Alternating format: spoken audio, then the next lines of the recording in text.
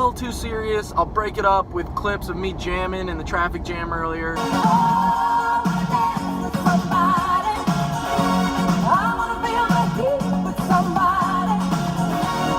Jump right into it. So I was born and raised in a small town outside of New York City called Croton-on-Hudson.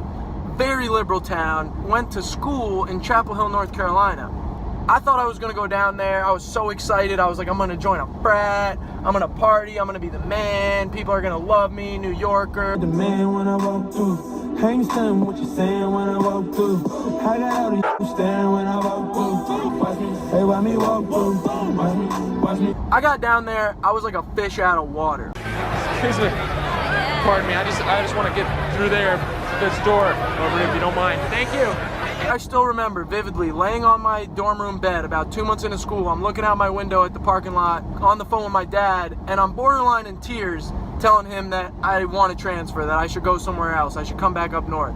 These people think too differently from me, they dress differently, too many pastels, too much vineyard vines, too many boat shoes. I don't know what's going on, but in all seriousness, they thought very differently than me. A lot of people, about everything from race to sexuality to gender. I ended up staying and having experience of a lifetime.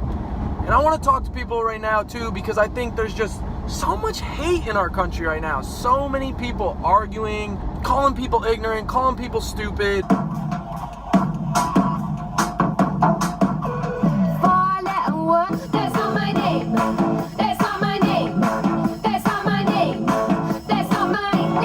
I stayed largely because I started studying philosophy. I know most people throw philosophy around like it's just a blanket term for ideas, thinking, whatever. What philosophy really is admitting that all of your values, everything you believe, everything you think is definitely true, comes from somewhere. Whether it's your parents, your uncles, your grandma, a book you read, your friends, it all comes from somewhere. And you want to be able to step back, understand why you believe the things you believe, and then challenge other people and let them challenge you. Because I wanted to be able to disagree with these people who believe things that I, in my heart of hearts, thought were so false without getting heated. Actually understanding why do they believe the things that they believe. And that's the first point I want to make. Too many liberals, look, I identify as liberal. Oh, you stinking liberals with your crazy hair and your that's like a Brooklyn accent. I don't know why that'd be anti-liberal. Too many liberal kids, my liberal friends, people I know from my hometown, shout ignorance, racism, sexism at people without learning to understand why those people have the viewpoints that they do. Yes, those people may be wrong in their viewpoints, but you also may be wrong in some of your viewpoints. And to shout those things is perpetuating a different kind of ignorance, ignorantly claiming someone to be ignorant, if that made sense. Let this British guy from Facebook tell you, actually. Hit him, British guy. When has anyone ever been persuaded by being insulted or labelled? Stop thinking that everyone who disagrees with you is evil or racist or sexist or stupid and talk to them. Persuade them otherwise, because if you don't, I'll tell you what you get. You get President... Quick example. I got a friend, we'll call him Tim. Me and Tim are walking one night through Chapel Hill, late at night, walking through a big group of black kids, and I see one of them has a pair of sneakers on that I used to have, and I was like, nice kicks, bro, and dapped them up. We get through, and Tim's like, David, why the hell would you talk to them? Like, it's 2 a.m., they look so sketchy, blah, blah, blah. And I was immediately angered by it. I was like, are you kidding me?